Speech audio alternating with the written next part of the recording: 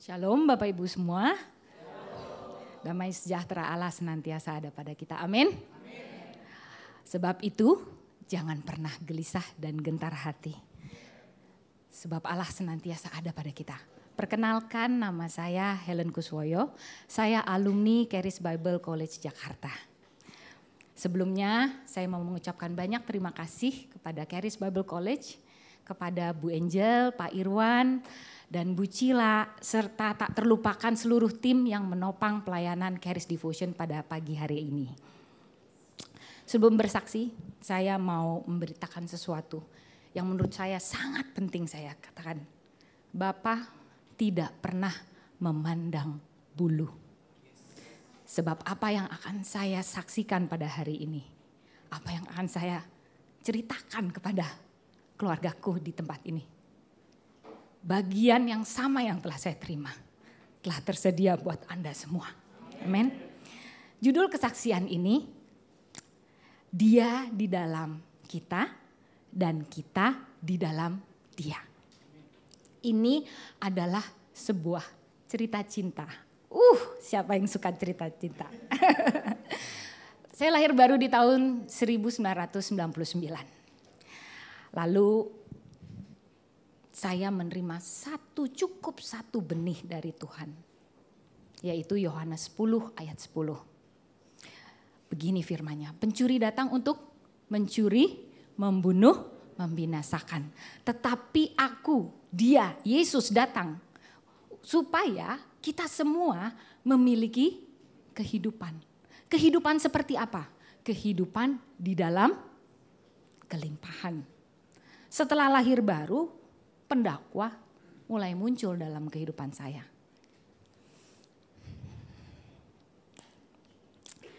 Dakwaan itu datang bertubi-tubi dan saya mengizinkannya. Kenapa saya katakan mengizinkannya? Karena saya belum mengetahui tentang kebenaran seutuhnya. Pembaharuan budi belum terjadi pada diri saya. Hidup saya jatuh bangun, Bapak Ibu. Dan hal itu terjadi karena apa? Karena saya hanya terfokus kepada diri saya. Saya mengandalkan kemampuan saya dan saya mengandalkan diri saya sendiri. Jadi saya tuh bersandar pada diri saya sendiri, pengertian dan lain sebagainya. Saya pakai kekuatan saya untuk menjalani kehidupan ini. Dan itu semua Bapak Ibu, saya mau katakan pagi ini, itu semua akan menjadi akar dari segala kesedihan, kekecewaan, dan terakhir akhirnya menjadi kepahitan. Setelah itu akan membuahkan kehancuran dalam hidup kita semua. Celah terbuka pada saat kita hanya memikirkan diri kita sendiri. Tetapi Dia anugerah terbesar, jauh lebih besar daripada itu semua. Amin. Mengapa saya buka dengan pernyataan ini? Izinkan saya memberikan contoh-contoh buah yang didapatkan pada saat kita mengasihi diri kita sendiri. Very self-centered, itu tidak baik buat kita. Pertama, puji Tuhan saya sudah dikasih tadi satu benih ya. Ingat ya, Yohanes 10 ayat 10. Saya didakwa pertama kali. Saya sakit, jatuh sakit gak sembuh-sembuh bingung. Lalu dokter akhirnya bilang, oh ibu mengidap depresi terselubung. Cie. 1 tahun berobat gak sembuh, yang ada saya naik pangkat. Dari depresi terselubung saya jadi bipolar. Bodohnya saya kembali karena belum ada pembaruan budi, saya terima Bapak Ibu. 7 tahun lamanya saya iakan. Tiap bulan bayar jutaan, hampir 10 juta hanya untuk obat, untuk hidup. Bapak Ibu, itu bukan hidup. Tuhan gak pernah rancangin kayak gitu. Oke? Tapi balik lagi, anugerah Tuhan lebih besar. Sampai itu berdampak kepada rumah tangga saya. Hubungan saya berantakan dengan suami, dengan anak. Wah, kacau balau. Lihat gak? Saya mengizinkan porak-poranda itu terjadi kepada kehidupan saya. Tetapi puji Tuhan, anugerah lebih besar sehingga saya sadar penuh. This is not my story. Tadi lagunya, pujiannya. No, gambaran Tuhan buat kita bukan seperti itu Bapak Ibu. Gambaran Tuhan buat kita begitu indahnya, begitu luar biasanya. Segala yang baik dari Tuhan, yang buruk dari iblis. Lah kenapa kita izinin, kita iyain 7 tahun, oh iya salah, bodoh saya. 6 bulan saya betul-betul duduk di bawah kaki Tuhan, hanya merenungkan firman Tuhan. Tentunya dengan tetap terus bekerja ya, kalau enggak bisa hidup. Tapi apa yang terjadi? Betul firman Tuhan mengatakan, jadilah seperti Maria, duduk di bawah kaki Tuhan. Dan dengan begitu saja Tuhan menyembuhkan saya dari bipolar. Dokter bilang, Helen, dari sekian ratus orang jarang yang sembuh dari bipolar. Tidak ada yang mustahil bagi Tuhan. Segala kemuliaan bagi Dia. Enggak puas dong si iblis ya. Enggak berapa lama saya dituduh lagi, didakwa lagi. Ibu punya penyakit aneurism, ada penyumbatan di pembuluh darah. Ibu seperti seorang wanita yang berjalan membawa bom di kepalanya. Saya berdoa lagi sama Tuhan yang sudah menyembuhkan saya 7 tahun dengan kebodohan saya. Tuhan bilang apa? Helen, saat aku ada di dalam kamu dan kamu ada di dalam aku lebih daripada penjinak bom. Dicekeli bomnya, dipegangin sampai kremet, sampai hilang. Dan itu yang terjadi pada saya. Pada saat visit kedua, setahun kemudian, dokter bilang, Bu Helen, aneurismnya kemana? Oh, wis dikremes sama Tuhan saya, sama Bapak saya, ya. Kembali segala kemuliaan hanya bagi Tuhan. Karena saya mencicipi kan begitu manisnya, begitu luar biasanya. Tak kejar dong yang ngasih sajian begitu nikmat ke dalam kehidupan saya. Saya masuk ke Charis Bible College tahun 2018. Di sini saya mengalami pembaharuan budi. Roma 12 ayat 2 mengatakan, janganlah kamu menjadi serupa alias bodoh kayak saya tadi. Tetapi berubahlah oleh pembaharuan budimu.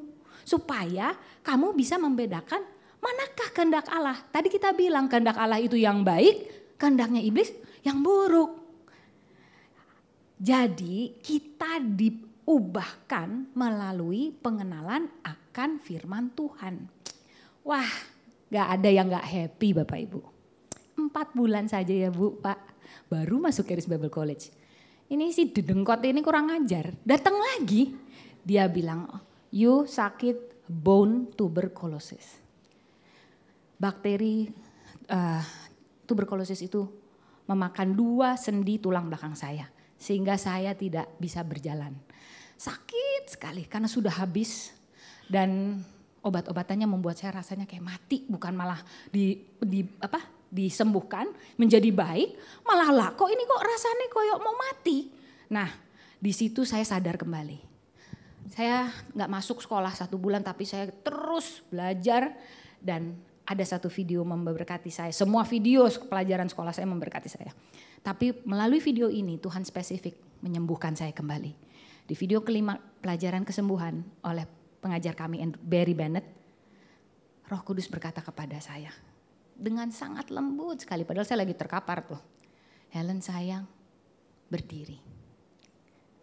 Saya mestinya kan ingat kalau saya gak bisa jalan ya. Tapi karena dia yang memperkatakan firman kehidupan yang berkata kepada saya turun dari tempat saya tertidur. Turun, terus dia bilang, jongkok sayang, saya jongkok.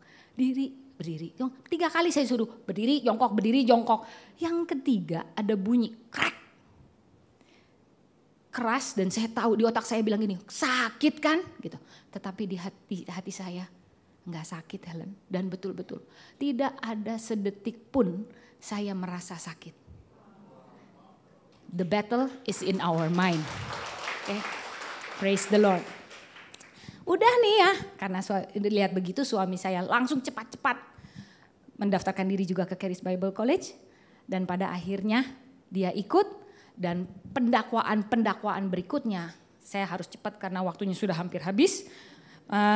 Pandemik dan lain sebagainya, keuangan, apapun juga.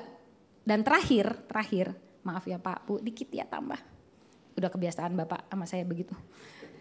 Setelah suami saya berpulang 3 minggu kemudian saya didakwah kembali. Saya menderita, katanya saya menderita. Saya gak mau lagi bilang saya menderita. Katanya saya menderita kanker payudara. Again, saya mau kasih tahu Bapak Ibu. Renungkan firman Tuhan. Kenali siapa diri Anda di dalam Dia. Oleh karena itu, Dia yang setia, Dia yang menyembuhkan Anda. Saya telah disembuhkan, saya telah dipulihkan, saya telah dibangkitkan dari antara orang mati. Sehingga saya memiliki kehidupan yang sungguh-sungguh hidup. Saking serunya tuh. Ya. Yesaya 54 ayat 17. Ini harus saya katakan. Setiap senjata yang ditempa terhadap Helen, terhadap Anda semua, tidak akan pernah berhasil. Ada amin? Dan setiap orang yang melontarkan tuduhan melawan engkau, iblis itu gak bisa lawan kita, makanya dia pakai orang. Bukan musuh kita, bukan orang itu, tetapi itu loh yang berusaha menyusup. Dibilang apa? Setiap tuduhan yang melawan engkau dalam pengadilan, ini penting sekali. Engkau akan buktikan bersalah. Engkau berarti siapa? Kita. Jangan teriak-teriak terus kita minta ini minta itu sama Tuhan. Kita sudah diberikan Dia, yaitu kehidupan. Bukan lagi kematian. Bangkit dan jadilah terang. Sebab terang Tuhan telah terbit atasmu. Terpujilah Tuhan. Terima kasih Tuhan memberkati. Tapi izinkan saya sedikit lagi. Saya mau ngajak Bapak Ibu. Welcome to Charis. Anugerah terbesar yang telah ada di dalam hati kita. Saya tunggu di Charis Bible College. God bless.